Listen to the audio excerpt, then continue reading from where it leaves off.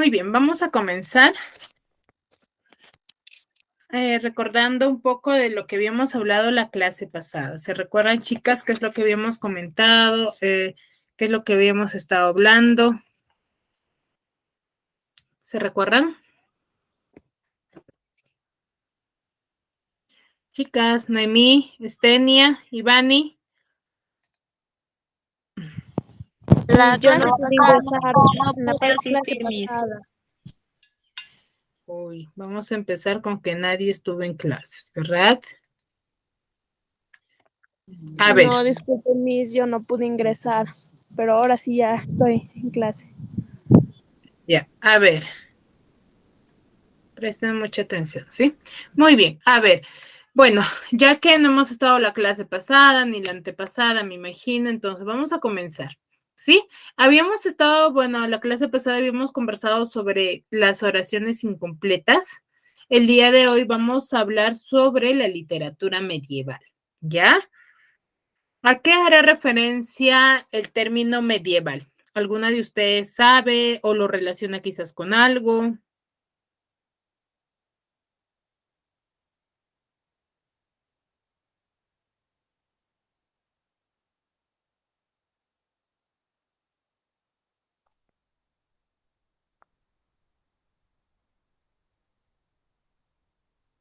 Chicas.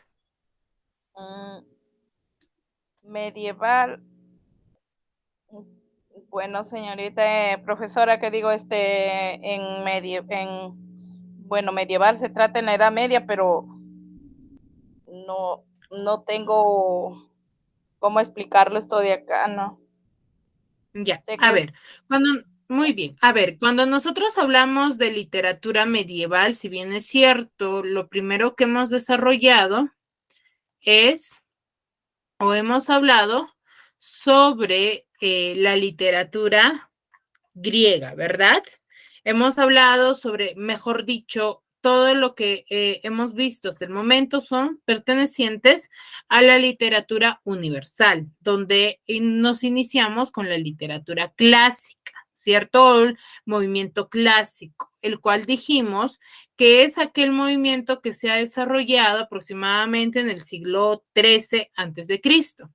¿Sí? ¿Y cuál era el fin del clasicismo? Es que se va a caracterizar o se caracterizaba por una búsqueda de la belleza, una perfección formal y la armonía y el equilibrio que debe de tener, ¿no? Dentro de sus escritos, de sus personajes, ¿sí? Recordemos que este tipo de literatura se ha desarrollado en Grecia y Roma, por eso se le llama también como literatura griega, ¿ya?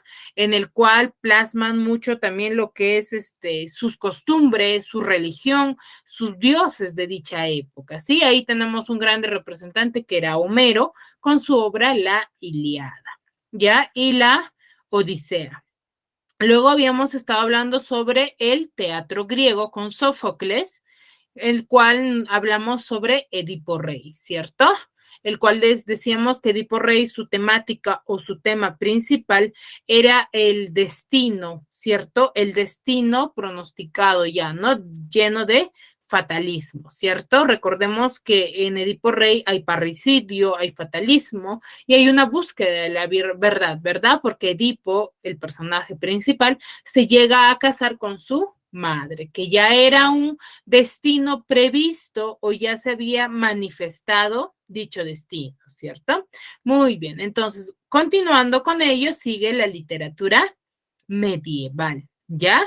Acá, ¿qué nos dice? Nos dice que la literatura medieval es aquellos trabajos escritos principalmente en Europa. ¿Por qué medieval? Porque se da en la época media, en la Edad Media, ¿ya? Más o menos cuando, ubicándonos en el contexto histórico, mencionamos o decimos que fue casi por la caída del Imperio Romano de Occidente. ¿Ya? En el cual se va a formar, recuerden que hay muchos movimientos literarios que van a tener distintas modificaciones, ¿ya? Y la literatura medieval va a nacer o se va a formar dentro del desarrollo o de esa aproximación que va a tener para que llegue el Renacimiento. Recuerden que toda literatura o toda corriente literaria va a tener ciertas características, ¿ya? Se van a caracterizar de algo. Por ejemplo, la literatura medieval va a tener algo quizás de la literatura griega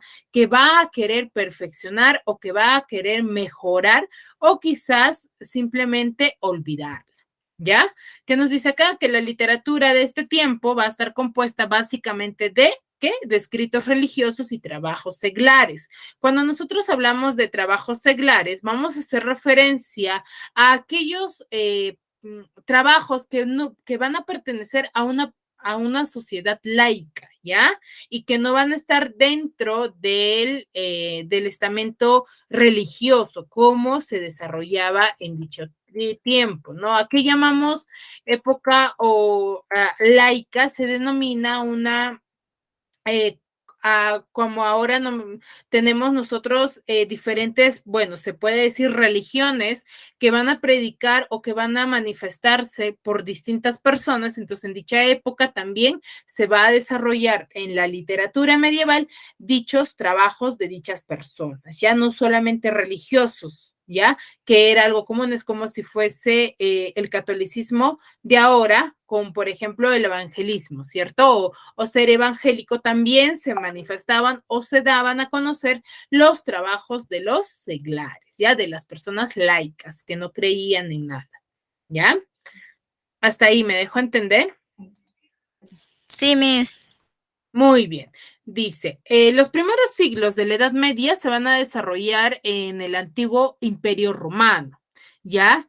En el cual se manifestaba o se seguía utilizando el latín, ¿ya?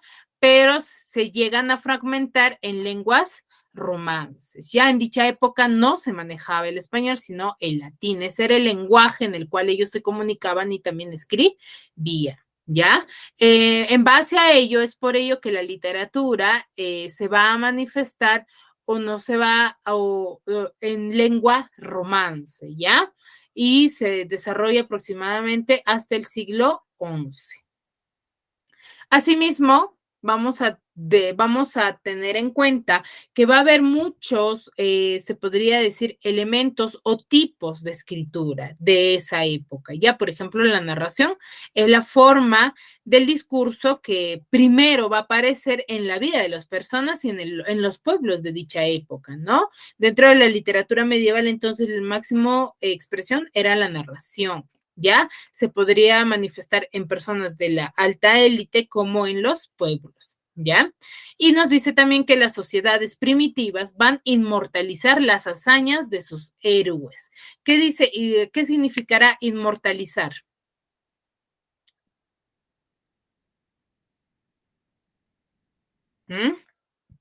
¿A qué haremos referencia cuando decimos inmortalizar?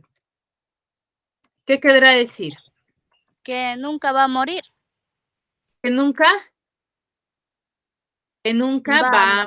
va a morir, que se conserve, ¿ya? Entonces, ¿qué hace la sociedad de la época media? Es que va a hacer que su narración o con lo que ellos manifestaban, las expresiones, los tipos, va a quedarse para siempre, ya que tenga vigencia, que se vaya manifestando de generación en generación, ¿ya? Entonces, ¿qué nos dice? Que van a ser ellos quienes van a inmortalizar las hazañas de sus héroes. Recuerden que en dicha época las hazañas de los héroes o de las personas que combatían eran de dioses griegos. Ellos tenían una cierta adoración por ellos, ¿ya? O se les conoce también como dioses del Olimpo, ¿ya?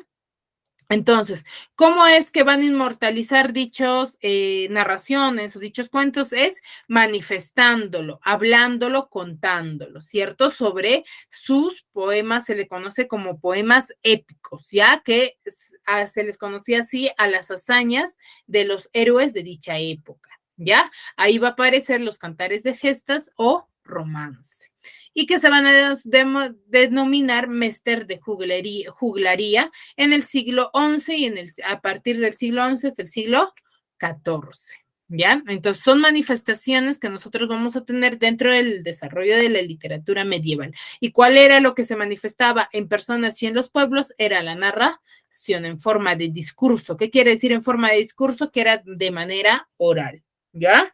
Nos dice acá, periodos de la literatura medieval en castellano. Lo que acabamos de ver era en latín, ¿ya? Entonces, nos dice que el estudio de una época tan extensa requiere de una periodización, ¿ya? Ya que a lo largo del tiempo la mentalidad del hombre va a tener cambios, ¿ya? Debido a las circunstancias en las cuales va a vivir, ¿ya?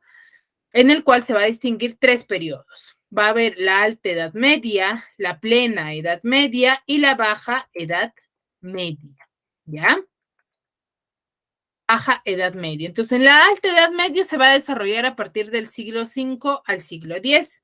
Desde dentro del desarrollo de la alta edad media, vamos a decir que es una época en la que las obras se van a escribir aún en latín. Era el único idioma que se manejaba, ¿ya? Mientras que en la plena edad media va a aparecerse desde el siglo XI hasta el siglo XIII, ¿ya? En el cual se va a producir el nacimiento de las literaturas. ¿En qué lengua? En las lenguas romances, ¿ya? Cuando nosotros hablamos de la alta edad media, vamos a decir que era en idioma latín, mientras que en la plena edad media era en lenguas romances, ¿ya? ¿A qué haremos referencia con lenguas romances? ¿Mm?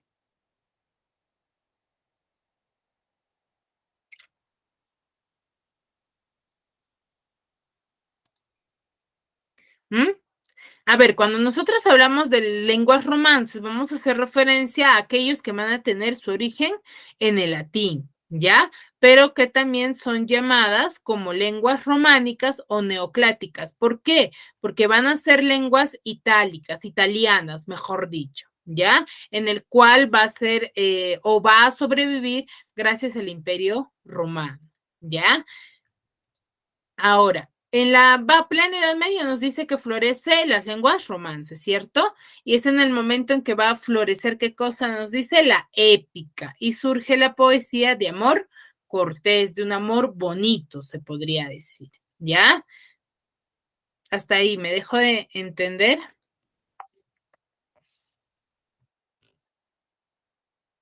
Chicas. Muy bien. A ver, y cuando nosotros hablamos de la baja edad media, se va a desarrollar, todo es consecutivo, ¿verdad?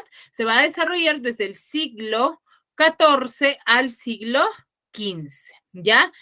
Durante este tiempo, este periodo, ya que va a ser el final o va a ser un periodo final de la Edad Media, ya que va a pasar ya al prerrenacimiento, que es otra corriente literaria, la sociedad de dicha época va a sufrir algunos cambios. ¿Ya? Durante el siglo XV es un momento, como les decía, ¿no? De transición, que se le denomina también prerrenacimiento. ¿Qué quiere decir ello?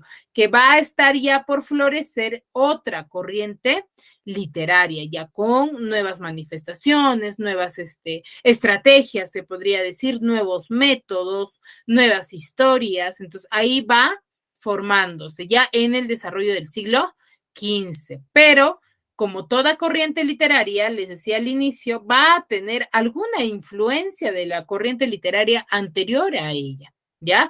Va a tener muchos rasgos comunes, ¿ya? Va a presentar además nuevos valores dentro del desarrollo de su escritura que se van a relacionar con un movimiento siguiente que es el Renacimiento. Durante el siglo XV es el pre-Renacimiento, mejor dicho, está por nacer el Renacimiento, ¿ya? En el cual la literatura prerrenacentista va a hacer o va a hacer que aparezcan nuevas formas, ¿ya? Como la novela de caballería o el teatro profano, ¿ya? Dentro de ellos se va a desarrollar las novelas de caballería en el Renacimiento, mejor dicho, el prerrenacimiento va a formar ello, ya que más adelante lo vamos a ver a qué se refieren las novelas de caballería y el teatro profano. ¿ya? Asimismo, acá les muestro una pequeña línea de tiempo en el cual, en la época en la que se va a dar, o la cultura de la Edad Media en 5 palabras, ¿ya? ¿Qué quiere decir ello? Acá tenemos, año 476, se va a dar los monasterios, luego vienen las universidades, las lenguas romances, los juglares y el camino de Santiago. ¿A qué haremos referencia cuando hablamos de juglares, chicas? ¿Qué serán los juglares? ¿Mm?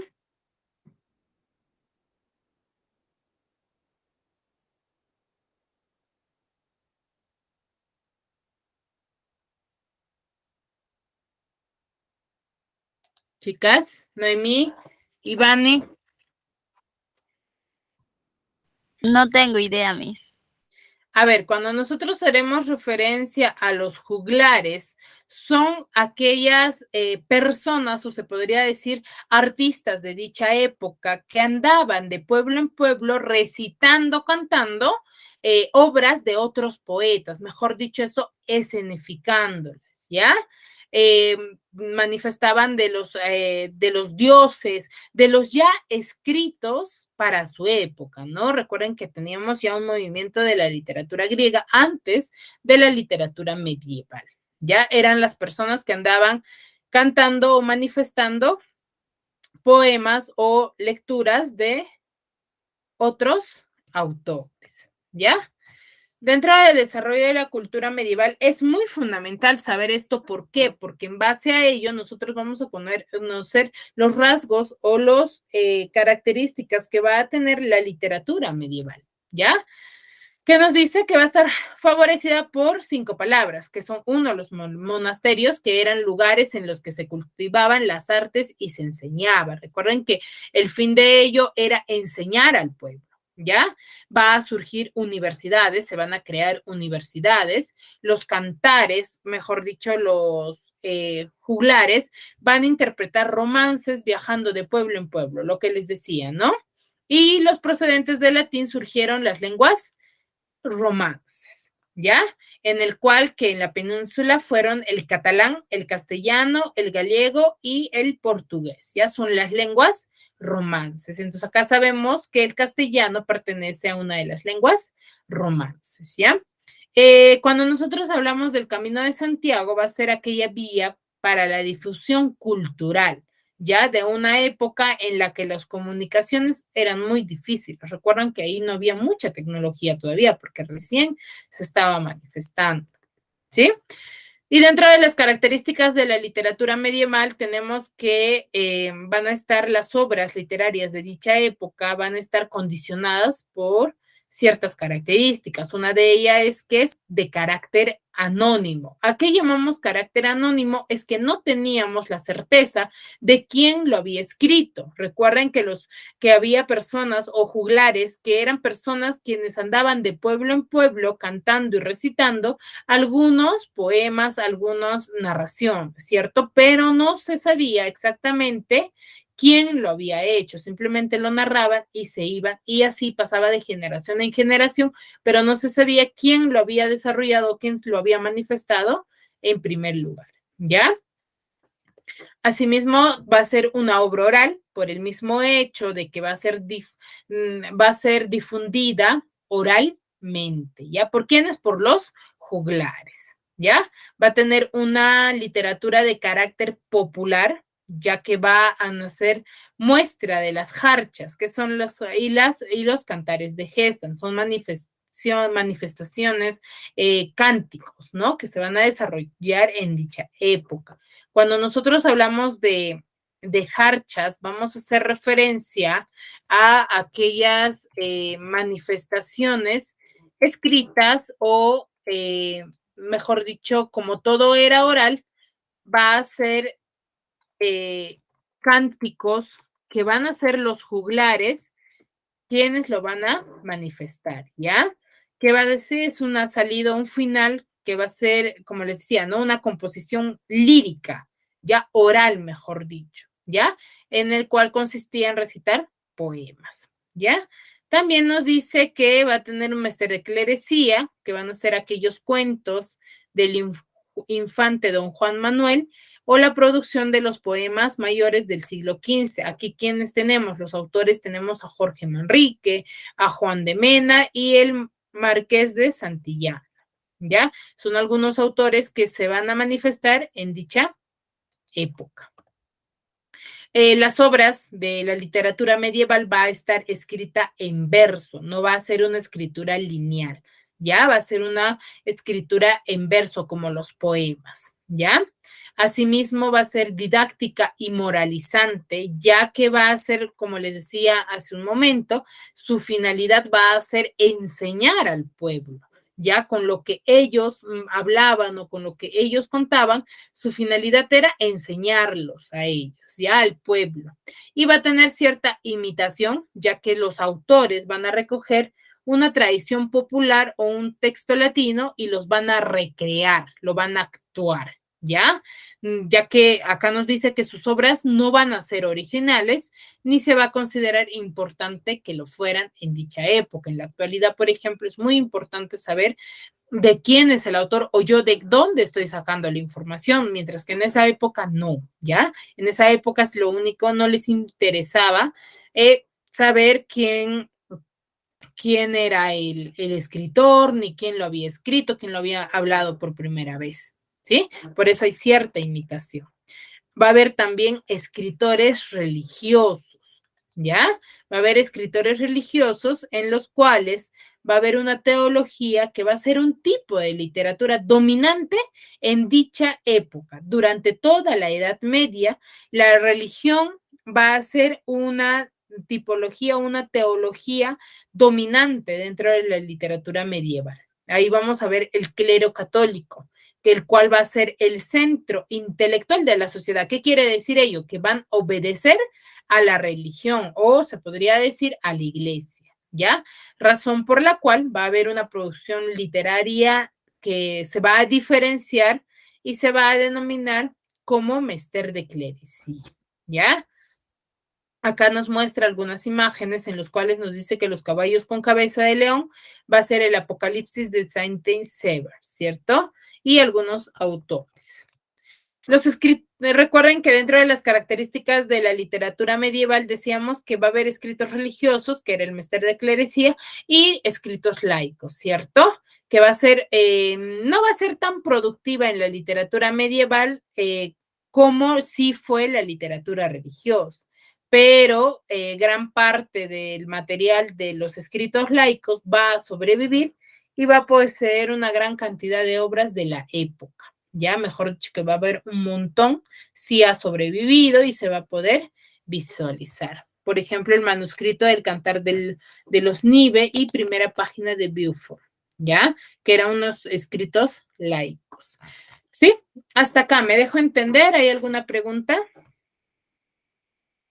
No, Miss. Ninguna, ¿verdad? No, Miss.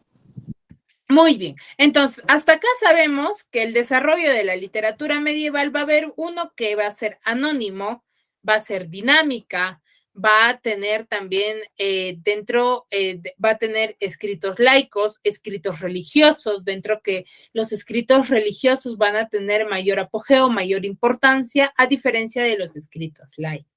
¿Ya? Entonces, ahora debemos saber también qué temas se abordaban en dicha época, porque recuerden que en cada época no se va a desarrollar o no se va a manifestar un solo tema o una sola temática, ¿ya? Uno de los temas era la muerte. Recuerden que era cuentos y hazañas de héroes que se manifestaba en dicha época, ¿ya? Que nos dice la muerte en el hombre medieval va a vivir pensando siempre en la muerte más que en la vida. Ya se la pasaban, eso era el fatalismo de la literatura medieval.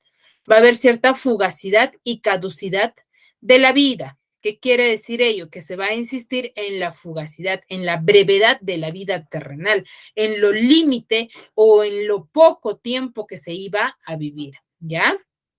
Y se universaliza el tema tempum fugit, ¿cierto? Un tiempo final, ¿ya? Un tiempo fugitivo, se podría decir, ¿no? Un tiempo fugaz, que va para ellos o para el hombre medieval va a ser un tiempo muy corto más que la vida, ¿cierto?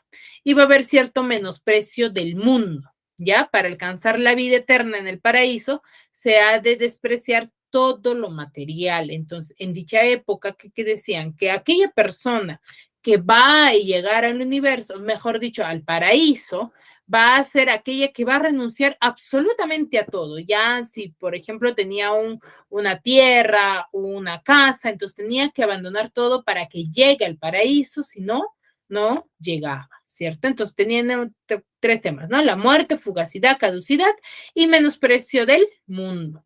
Va a haber también el siguiente tema que se va a abordar en las obras. No quiere decir que todos estos temas vaya a ser abordado en una sola lectura, una sola narrativa, sino que son los temas que se van a ir manifestando en cada obra escrita en dicha época.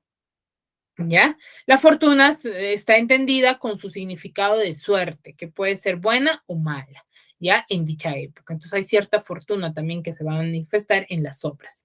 Y la fama, que va a ser la única forma de trascender a la vida eterna, ¿ya? Mejor dicho, ¿qué quiere decir ello? Que todas las personas que eran conocidas por todo el mundo van a ser aquellas que van a poder pasar a una vida eterna. ¿Ya? Pero no porque quizás hicieron cualquier cosa, sino cosas que hicieron, bueno, en la vida, en su vida terrenal, se podría decir, ¿ya? Los primeros textos literarios en la lengua romance tenemos a los jarchas, que son los primeros textos literarios en la lengua romance, ¿ya? De los que se va a tener noticia en la península ibérica. Y se va a tratar de breves cancioncillas en las que una mujer se lamenta por la ausencia de su amado, ¿ya? Va a ser aquellas canciones, como ahora en la actualidad también las hay, ¿cierto? Pero en dicha época se le conocía como jarchas, ¿ya? Van a estar compuestas en árabe vulgar y mozárabe. Y van a aparecer al final de unas composiciones poéticas escritas también en árabe, en hebreo culto, llamadas moxajas, ¿ya? Con la que se van a relacionar temáticamente. Entonces, dentro de los primeros textos literarios tenemos a los jarchas, que eran cancioncillas en las que una mujer se va a lamentar por la ausencia de su amado. Acá tenemos, por ejemplo, un ejemplo de un jarcha escrito en árabe. Tant amare, abit, tat amare, enfermaron ellos ni Dios ya duelen tan mal, ¿cierto? No se entiende, ¿verdad? Porque no es un idioma que nosotros manejamos, pero al costado tenemos en el idioma español, que dice, tanto amor, tanto amar, amado, tanto amar, enfermaron, mis ojos refulgentes duelen con mucho mal, ¿cierto? Entonces son cánticos que hacían las mujeres. Muy bien. Luego tenemos el mester de juglaría, ¿ya? De juglaria. ¿Qué quiere decir ello? Ya les había manifestado que va a ser o significa aquel o recibe este nombre, aquel que recibe el oficio propio de los juglares, que eran personas que hablaban o que iban de pueblo en pueblo cantando o manifestando las hazañas de los héroes, ¿ya? Ellos podían componer y narrar historias, ¿ya?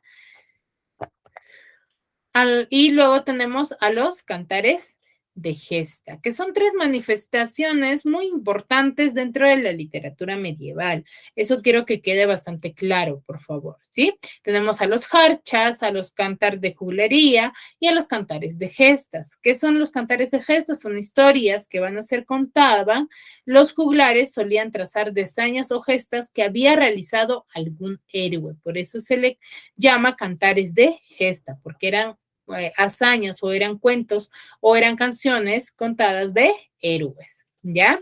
Estas historias van a estar hechas en verso y se van a conocer como cantares de gesta. Sus características, ¿cuáles son? De los cantares de gesta es que no tiene autor conocido, ya que era de manera oral. Sus obras escritas van a estar en verso y estaban destinados a ser cantados o recitados, ¿sí? Se van a transmitir oralmente de padres a hijos en primer lugar. Ya, en primer lugar se hacía en casa, luego salían a los pueblos. Y las obras representativas de dicha época va a ser el Cantar de Mio Cid, la canción de Roldán y el Cantar de los Nibelungos. ¿Ya? Hasta aquí, ¿me dejo entender? Chicas.